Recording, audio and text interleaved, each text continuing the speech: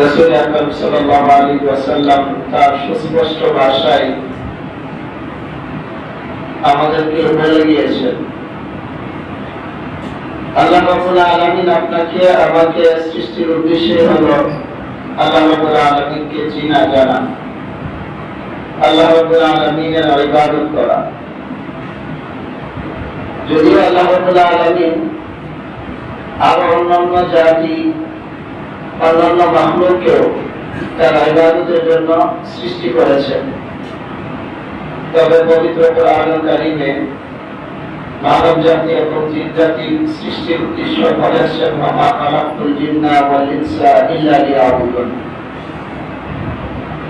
আমি মানুষ এবং জিন জাতিকে শুধুমাত্র আমার ইবাদতের জন্য, আমার পরিচয় লাভের জন্য, আমার সান্নিধ্য পাওয়ার জন্য আমি সৃষ্টি করেছি। আর আল্লাহ রাব্বুল আলামিনের সান্নিধ্য, আল্লাহ রাব্বুল আলামিনের নৈকট্য, তার প্রিয় ভাজন হওয়ার মাধ্যম হলো ইবাদত। ইবাদতের মাধ্যমেই আল্লাহ রাব্বুল আলামিনের প্রিয় পাত্র হওয়া যায়, আল্লাহ রাব্বুল আলামিনের প্রিয় বান্দা হওয়া যায়। ওয়া আম্মা মান খাফা মাকামা রাব্বিহি ওয়া নাহা আন-নাফসা আনিল হাওয়া ফাইন্নাল জান্নাতা হিয়াল মাওয়া। যে ব্যক্তি আল্লাহ রাব্বুল আলামিনকে ভয় করে, ওয়া নাহা আন-নাফসা আনিল হাওয়া, আল্লাহ রাব্বুল আলামিনের নিষিদ্ধ বিষয়গুলো থেকে নিজের নফসকে, নিজেকে নিয়ন্ত্রণ রাখে, তার জন্য আল্লাহ রাব্বুল আলামিন জান্নাতকে চিরস্থায়ী ঠিকানা বানিয়েছেন। আমার আপনার পরকালীন জগতের চিরস্থায়ী ঠিকানা হলো জান্নাত। এই জান্নাত লাভের মাধ্যম হলো আল্লাহ রাব্বুল আলামিনের ইবাদত, আল্লাহ রাব্বুল আলামিনের খৌফ খাশিয়াত, আল্লাহ রাব্বুল আলামিনের ভয় ভীতি আপনি আমার অন্তরে অর্জন করা, আপনি আমার অন্তরে তৈরি করা।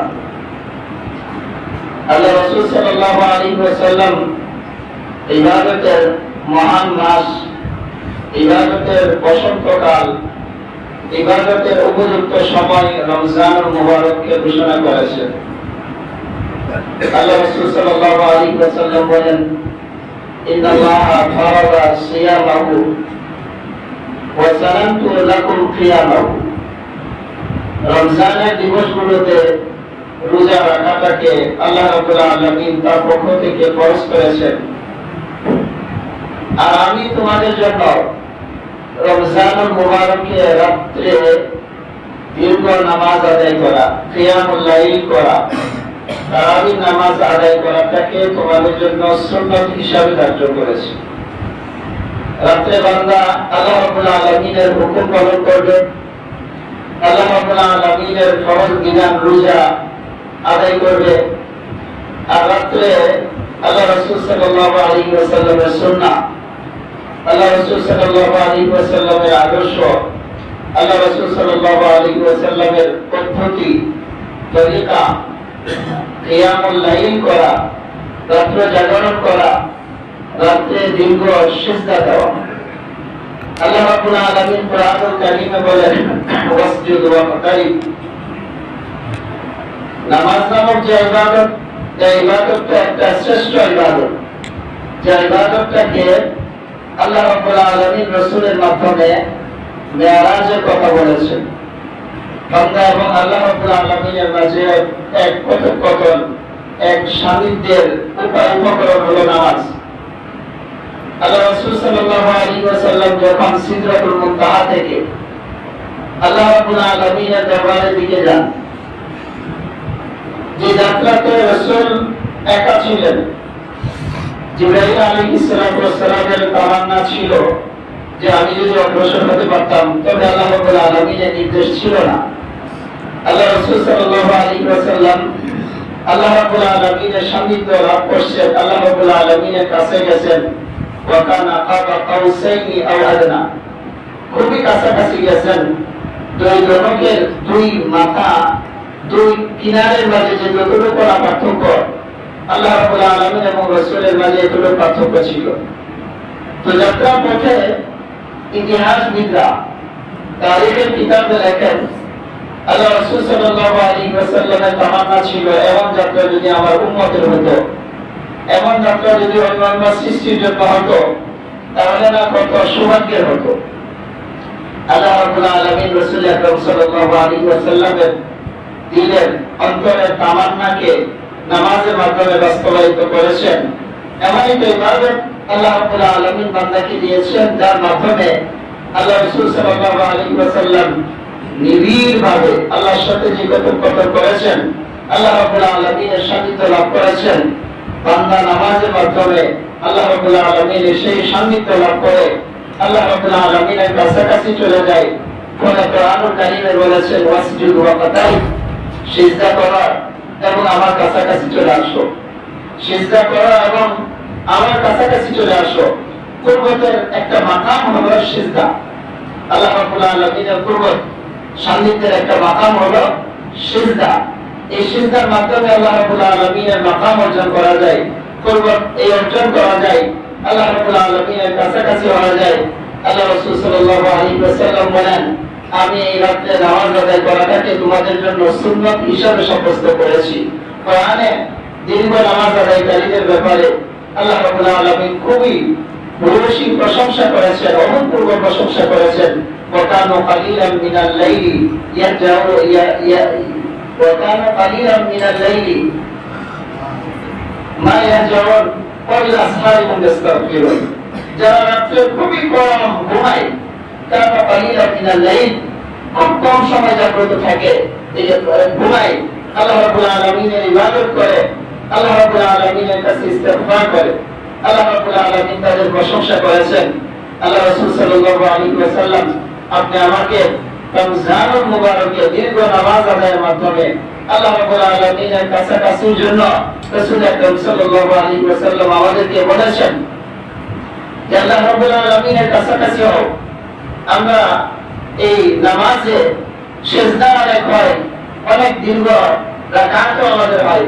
যদি 20 রাকাত নামাজ আমরা আদায় করি, অন্ততপক্ষে এই 20 রাকাত নামাজে 40টা সিজদা হবে, 40টা সিজদা হবে। এই 40টা সিজদার মাধ্যমে আমি আল্লাহ রাব্বুল আলামিনের এভাবে প্রত্যেক ধাপ অগ্রসর হইতেছি। এভাবে এক মাস যদি 40টা সিজদাকে আমরা আবার হিসাব করি, তাহলে হাজারের উপর 110টা 1010টার মতো সিজদা আমাদের হয়ে যায়। আল্লাহ রাব্বুল আলামিনের এই মাকামে করুণা এর কাছাকাছি আমরা হয়ে যাই। আল্লাহ রাব্বুল আলামিন আপনি আমাকে এই সিজদা করে আল্লাহ রাব্বুল আলামিনের কাছে যাওয়ার আহ্বান করেন। আল্লাহ রাসূল সাল্লাল্লাহু আলাইহি ওয়াসাল্লাম বলেন, আমি এটা তোমাদের জন্য সুন্নাত হিসাবে ধার্য করেছি। আল্লাহ রাসূল সাল্লাল্লাহু আলাইহি ওয়াসাল্লাম দীর্ঘ নামাজ আদায় করতেন। সদা সর্বদা আল্লাহ রাসূলের অভ্যাস ছিল খুবই দীর্ঘ নামাজ আদায় করা।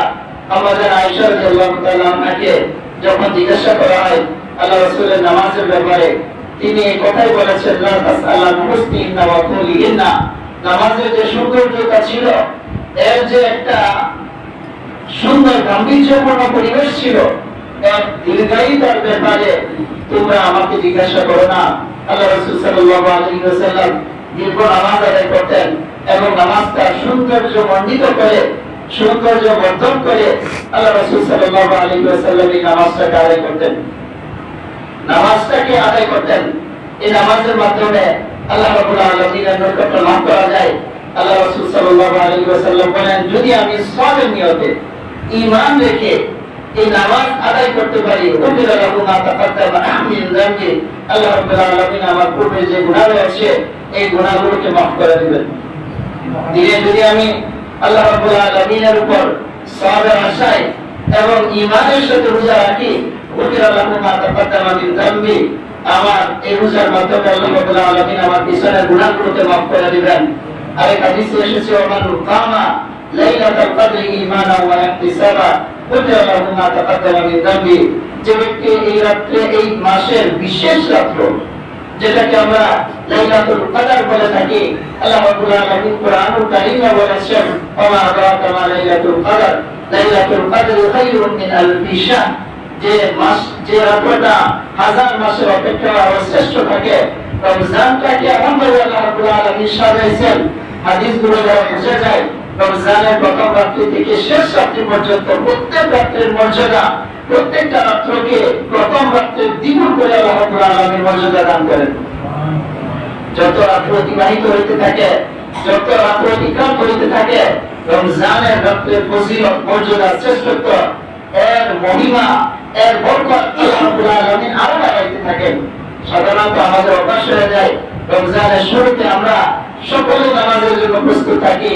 আমরা নামাজটাকে খুব কদরের সাথে, যত্নের সাথে তারা বিশাল অন্যান্য নামাজগুলো আদায় করি।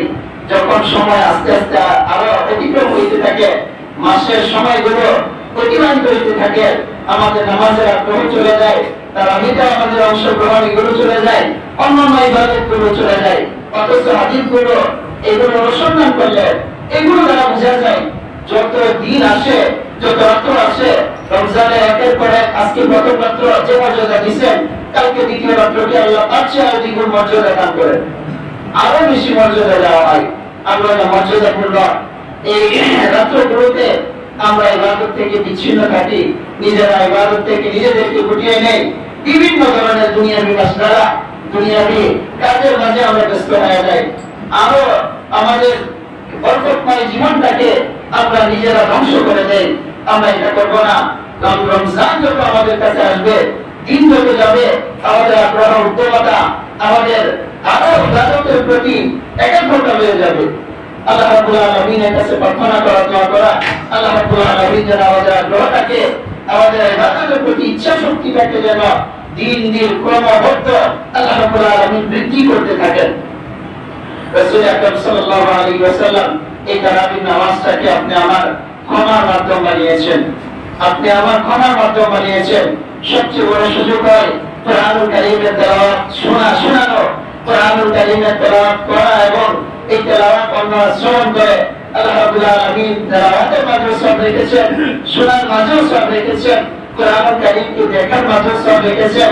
কোরআনুল কারীমের প্রতি আমার দরদ, স্নেহ, ভালোবাসা, মমতা, আমার এক আন্তরিকতা, এর মাঝেও আল্লাহ রাব্বুল আলামিন সব রেখেছেন। পুরো কোরআনটাকে আল্লাহ রাব্বুল আলামিন নেকি দ্বারা পরিপূর্ণ করেছেন।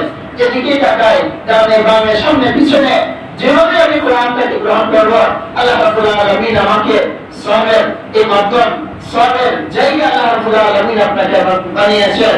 কোরআনুল কারীমের সাথে সম্পর্ক তৈরি করা, আল্লাহ রাব্বুল আলামিনের সাথে কথা বলা, আল্লাহ রাব্বুল আলামিনের বার্তা, মেসেজগুলো আপনি আমার শোনা, আল্লাহ রাব্বুল আলামিন কি আমাকে মেসেজ দিয়েছেন, কি বার্তা আল্লাহ রাব্বুল আলামিন আমাকে দিয়েছেন, এটা শোনার অন্ততপক্ষে একটা সুযোগ হয়। এই সুযোগটা আমরা কখনোই হাতছাড়া করব না, এই সুযোগটা গ্রহণ করব। আল্লাহ রাব্বুল আলামিন আমাকে দুনিয়া কামানোর জন্য, দুনিয়া হাসিলের জন্য 11টা মাস দান করেছেন।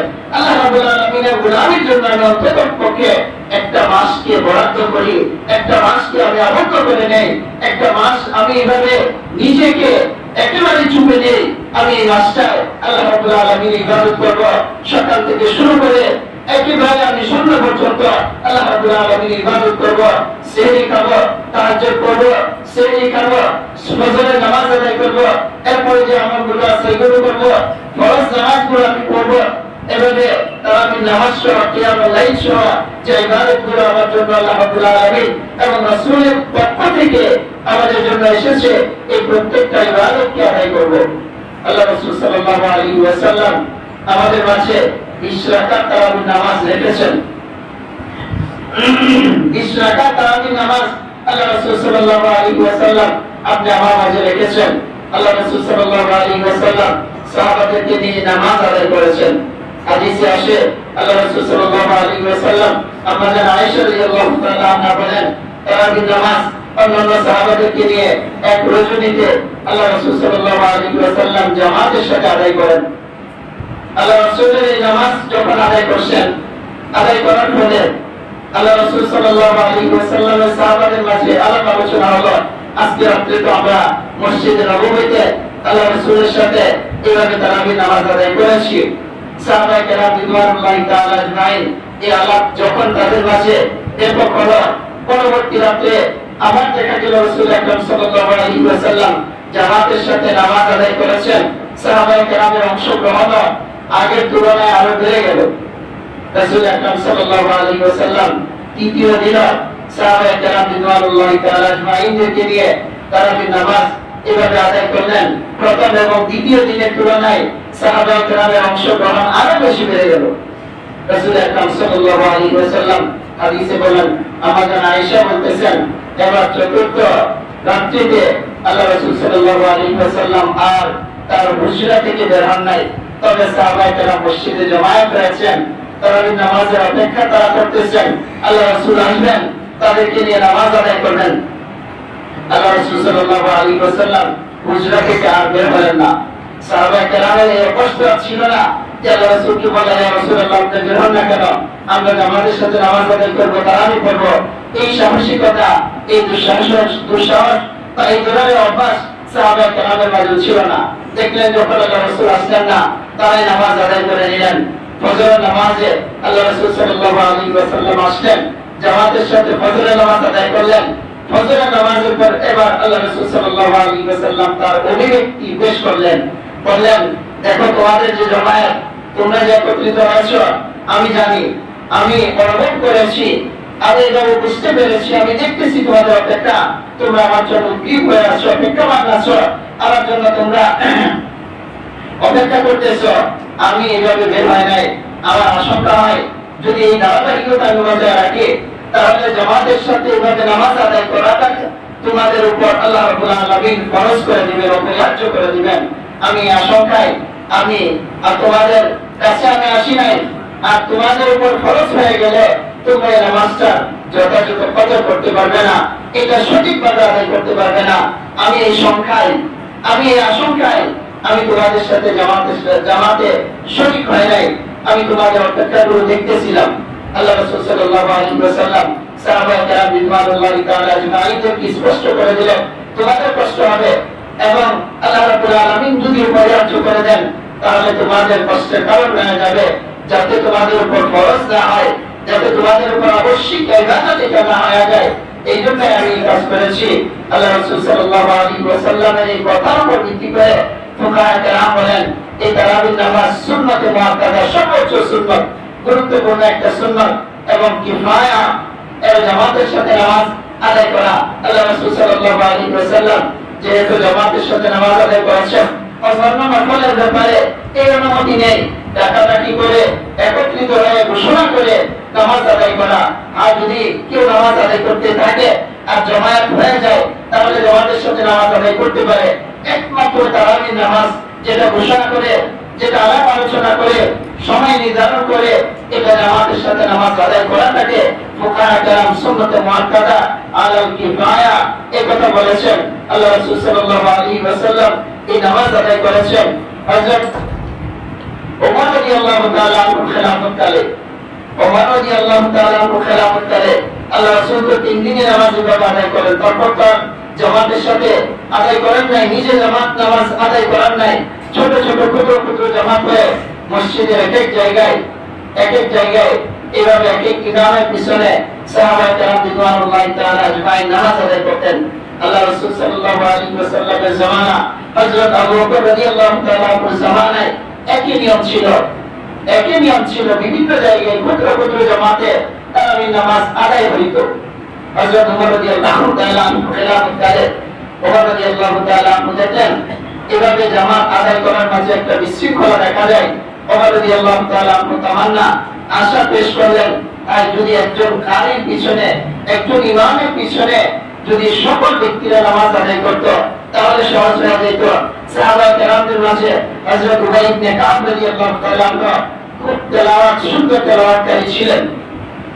হযরত উবাই ইবনে কাব রাদিয়াল্লাহু তাআলা কে ওমর রাদিয়াল্লাহু তাআলা বললেন, আপনার ইমামতিতে কোন মসজিদে নববীতে তারাবির নামাজ আদায় হবে, আপনি এই নামাজটা সম্পূর্ণ করবেন, এই নামাজটা আদায় করাবেন। উবাই ইবনে কাব রাদিয়াল্লাহু তাআলা এর নেতৃত্বে ওমর রাদিয়াল্লাহু তাআলার জামানায় এভাবে তারাবির নামাজের জামাত আদায় হইতো। ওমর রাদিয়াল্লাহু তাআলার জামানায় 20 রাকাত নামাজের জামাত আদায় হইতো। 20 রাকাত নামাজের জামাত আদায় হইতো। সাহাবায়ে কেরাম রিদওয়ানুল্লাহি তাআলা আজমাইন এভাবে নামাজ আদায় করতেন। আমাদের মাঝে কিছু কিছু ভাইয়া বিভ্রান্ত সৃষ্টি করা হয় যে তারাবির রাকাত সংখ্যা বলা হয় এভাবে 8 রাকাত। হাদিসে পাওয়া যায় না, যে হাদিস নিয়ে বিতর্ক হয় হযরত আমাদের আয়েশা রাদিয়াল্লাহু তাআলা হাদিস আল্লাহ রাসূলের অভ্যাস বিবরণ করেছেন। আল্লাহ রাসূলের নামাজের অভ্যাস কি ছিল? আল্লাহ রাসূল তাহাজ্জুদ নামাজ আদায় করতেন। আমরা তাহাজ্জুদ আদায় করি না, আল্লাহ রাসূলের জন্য এটা অত্যন্ত গুরুত্বপূর্ণ ইবাদত ছিল। আল্লাহ রাসূলের তাহাজ্জুদের কথা বিবরণ দিয়েছেন। এইভাবে তাহাজ্জুদের নামাজ আল্লাহ রাসূল 11 রাকাত আদায় করতেন। স্বভাবগত অভ্যাস ছিল আল্লাহ রাসূল ভিতরের নামাজটাকে সর্বশেষ নামাজ বানাইতেন। 8 রাকাত তাহাজ্জুদ নামাজ আদায় করে 3 রাকাত ভিতরের নামাজ আদায় করতেন। আমাদের আয়েশা রাদিয়াল্লাহু তাআলা আনহা বলেন, রমজান এবং রমজানের বাইরে আল্লাহ রাসূলের এই অভ্যাস ছিল। আল্লাহ রাসূলের এই অভ্যাস ছিল। এই হাদিস নিয়ে বিতর্ক করা হয়, অথচ সমস্ত সহিহ হাদিসের কিতাবগুলোতে ইমাম বুখারী তাহাজ্জুদের অধ্যায় নিয়ে এসেছেন, তারাবির অধ্যায়ে এই হাদিসকে নিয়ে আসেন নাই। এই হাদিসকে নিয়ে আসেন নাই। আল্লাহ রাসূল সাল্লাল্লাহু আলাইহি ওয়াসাল্লামের সাহাবী ওমর রাদিয়াল্লাহু তাআলা আনহু এক ইমামের পিছনে 20 রাকাত নামাজ আদায় করিয়েছেন। 20 রাকাত নামাজ আদায় সুসম্পন্ন হয়েছে। ওমর রাদিয়াল্লাহু তাআলা আনহু সাহাবাদের যুগ, তারা এমন ব্যক্তি ছিলেন কোরআন এবং হাদিসের মাঝে, কোরআন এবং হাদিসের বাইরে তাদের কোনো কম্প্রোমাইজ ছিল না, কোনো ডর ভয় তাদের মাঝে ছিল না। যদি কোনো কোরআন এবং হাদিসের খেলাফ কোনো কাজ দেখা যেত, সাথে সাথে তারা এটার প্রতিবাদ করতেন। ওমর রাদিয়াল্লাহু তাআলা আনহুর জীবনের ঘটনা, তিনি একবার ওমর রাদিয়াল্লাহু তাআলা আনহু একটা জামা দিয়ে, একটা নতুন জামা পরিধান করে নামাজ আদায় করেছেন। ওমর রাদিয়াল্লাহু তাআলা আনহুর এই নতুন জামা, এটা ছিল গনিমতের মালের একটা চাদর।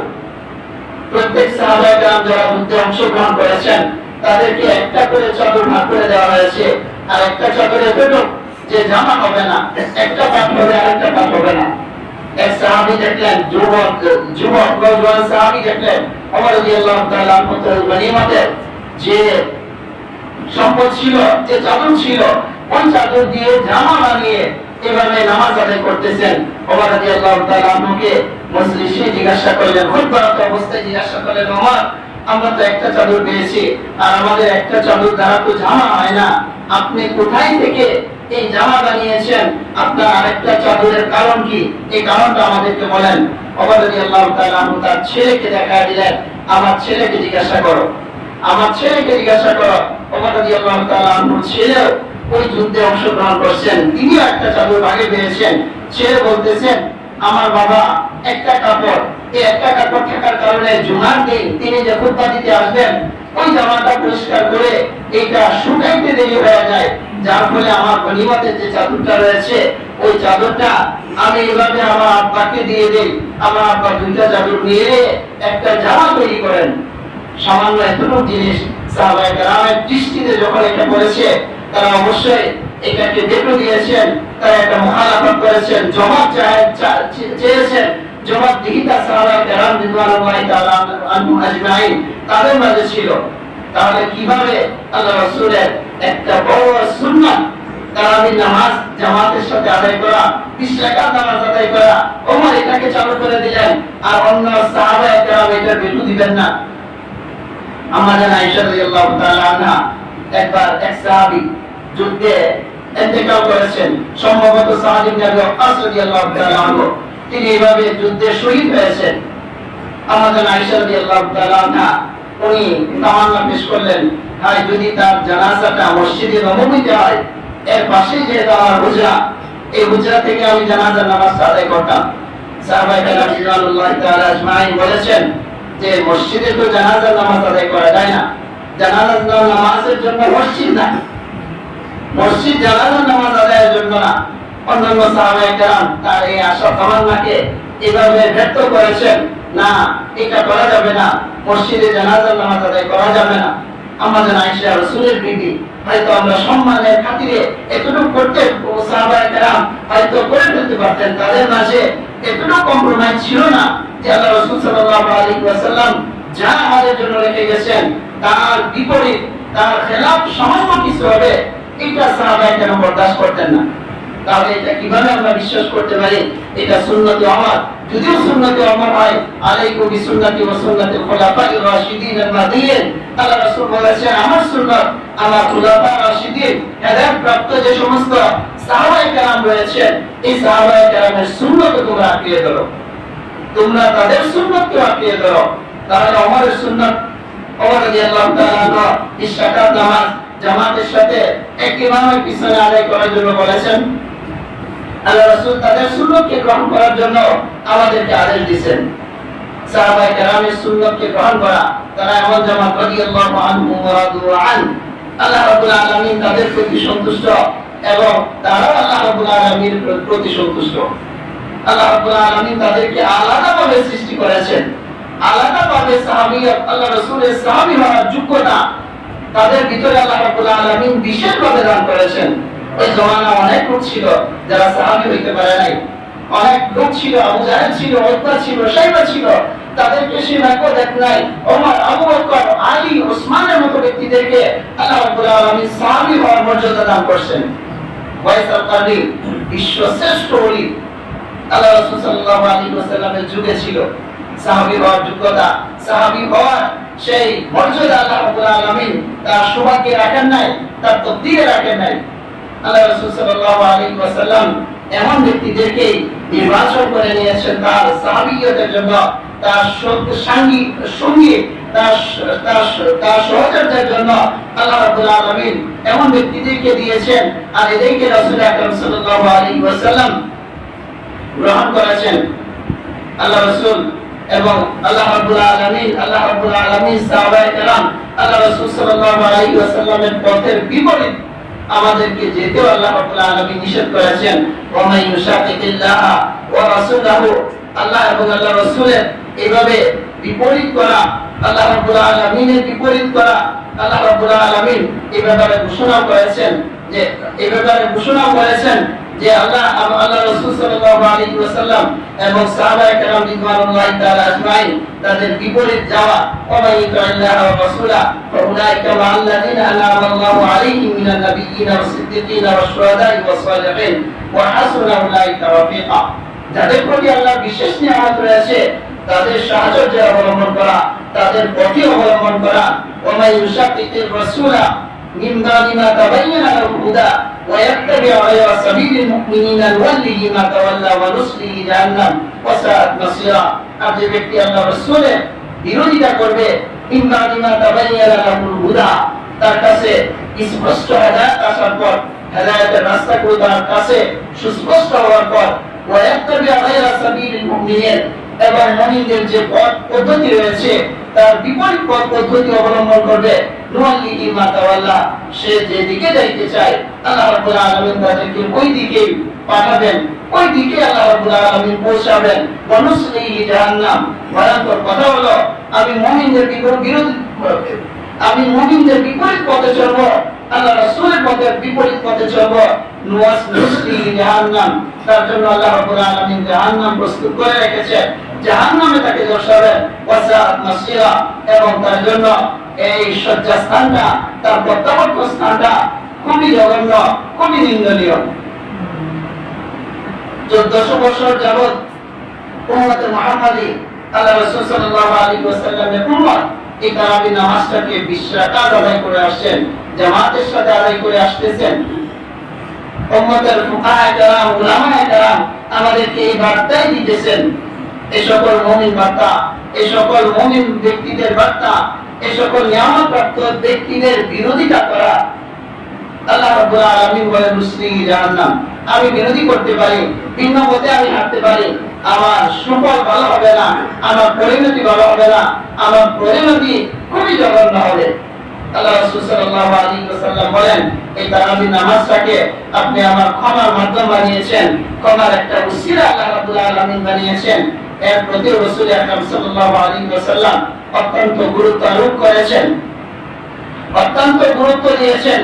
প্রত্যেক নারী পুরুষ, শুধু পুরুষদের জন্য নয়, নারীদের জন্য এই তারাবি নামাজ আদায় করা। রমজানের রোজা একটা ইবাদত, রাতে তারাবি নামাজ আদায় করা আরেকটা ইবাদত। আমার দিন এবং রাত্র উভয়টা ইবাদত যেন আল্লাহ রাব্বুল আলামিন কবুল করেন। কোরআনুল কারীম কিয়ামতের ময়দানে আপনি আমার জন্য সুপারিশ করবে, আপনি আমার সুপারিশ করবে। এই কোরআন বলবে যে মানা করো আন-নাওমা বিল-লাইল, রাতে ঘুমাতে তাকে আমি বারণ করেছি, রাতে ঘুমাতে আমি তাকে বারণ করেছি। আল্লাহ ফাশফি'নি, তার ব্যাপারে আমার যে সুপারিশ রয়েছে এই সুপারিশটা আপনি গ্রহণ করুন। ফাশফা'আন, কোরআনের সুপারিশ গ্রহণ করা হবে এবং বুঝার সুপারিশ গ্রহণ করা হবে। কোরআনের তেলাওয়াত শোনা, কোরআনের তেলাওয়াত শোনা, কোরআনুল কারীমকে তেলাওয়াত করা, কোরআনের সাথে একটা সম্পর্ক, একটা হৃদ্যতা, একটা উসলা তৈরি করা, যার উসিলায় আল্লাহ রাব্বুল আলামিন আপনি আমার নাজাতের ব্যবস্থা করবেন। এই কোরআনকে আমার বুকে ধারণ করা, কোরআনকে শোনা, আমার যথাসম্ভব কোরআনুল কারীমের তেলাওয়াতের মাঝে আমি যেন নিমগ্ন থাকতে পারি, আমি যেন কোরআনের সাথে এই পবিত্র মাহে রমজানে বিশেষ একটা সম্পর্ক তৈরি করতে পারি। এই ব্যবস্থা আমার করতে হবে। এই ব্যবস্থা যেন আমি গ্রহণ করি, আমার মাপের উসিলা মাধ্যমটা যেন আমি গ্রহণ করে আল্লাহ রাব্বুল আলামিন আল্লাহ রাসূলের মাধ্যমে ঘোষণা করেছেন, আমি তারাবির নামাজের আদায়ের মাধ্যমে আল্লাহ রাব্বুল আলামিন আমার পিছনের গুনাহগুলোকে মাফ করে দেন, পিছনের গুনাহগুলোকে আল্লাহ ক্ষমার ব্যবস্থা করে দেন। অতএব এই নামাজের ব্যাপারে আমাদের অনেক উদাসীনতা, আমাদের অনেক গাফলতি, এভাবে গাফলতি এবং উদাসীনতায় একসময় আমার হায়াত শেষ হয়ে যাবে, একসময় আমি শেষ হয়ে যাব, একসময় আমার আল্লাহ রাব্বুল আলামিন ডাক দিবেন, আমার চলে যেতে হবে, ইবাদতের সুযোগ আর আমার আসবে না। আমি তখন আবদার করব, আবেদন করব, আমাকে সামান্য একটু সময় দেন, সামান্য একটু সময় দেন। আল্লাহ রাব্বুল আলামিন বলবেন যে আর সময় দেওয়া হবে না, লা তাস্তাখিরুনা সাআতা ওয়া লা তাস্তাকদিমুন, এক মিনিট আগানো হবে না, এক মিনিট পিছানো হবে না। আমি এই সময়ের ব্যাপারে আফসোস করতে থাকবো, হায় কত সময় আমার অতিবাহিত হয়েছে, কতটা আমার অতিবাহিত হয়েছে, কত সুযোগ আমি পেয়েছি, এই সুযোগগুলো আমি গ্রহণ করি নাই, এই সুযোগগুলো আমি গ্রহণ করি নাই। আল্লাহ রাসূল সাল্লাল্লাহু আলাইহি ওয়াসাল্লাম হাদিসের মাধ্যমে আমাদের সম্মুখে ঘোষণা করে যান, দিনের রোজাগুলো আল্লাহ রাব্বুল আলামিন ফরজ করেছেন। রাত্রের তারাবির নামাজকে আমি তোমাদের জন্য সুন্নাত করেছি, সুন্নাত হিসাবে তোমাদের জন্য আমি এটা প্রচলন করেছি, তোমরা এই নামাজের ব্যাপারে গুরুত্ব আরোপ করো। এই মহিমান্বিত রমজানুল মুবারকে যার প্রতিটা রাত্র ক্রমবর্ধমান ভাবে একের পর এক আল্লাহ রাব্বুল আলামিন বরকত রেখেছেন, একের পর এক আল্লাহ রাব্বুল আলামিন তার মাঝে খায়ের এবং কল্যাণ রেখেছেন, এই কল্যাণ থেকে যেন আমি মাহরুম না হই। আল্লাহ রাসূল হাদিসে বলেছেন, শুধু এই মাহরুম ব্যক্তি, দুর্ভাগা ব্যক্তি, হতভাগা ব্যক্তি রমজানের কল্যাণ খায়ের থেকে, রমজানের আমল থেকে সেভাবে বঞ্চিত হয়। আল্লাহ রাব্বুল আলামিনের কাছে আমাদের আহ্বান, আল্লাহ রাব্বুল আলামিনের কাছে আমাদের এই প্রার্থনা থাকবে, আল্লাহ রাব্বুল আলামিন যেন আমাদেরকে ওই মাহরুম কম ব্যক্তিদের অন্তর্ভুক্ত না করেন। রমজানটাকে যেন আমরা সুন্দরভাবে রমজানের যথাযথ মর্যাদা দিয়ে আমরা যেন প্রত্যেকটা সময় অতিবাহিত করতে পারি। দিনে রোজা রাখবো, রাত্রে তারাবির নামাজ আদায় করবো, আরো যে ইবাদতগুলো আল্লাহ রাব্বুল আলামিন আমাদের সম্মুখে রেখেছেন, আল্লাহ রাসূলের হাদিস থেকে আমরা পেয়েছি, এই ইবাদতগুলো করব। আল্লাহ রাব্বুল আলামিন আপনাকে আমাকে সকলকে সামনে আগত রমজানকে সঠিকভাবে কদর করার তৌফিক দান করুন। ওয়া আখিরু দাওয়ানা আলহামদুলিল্লাহি রাব্বিল আলামিন।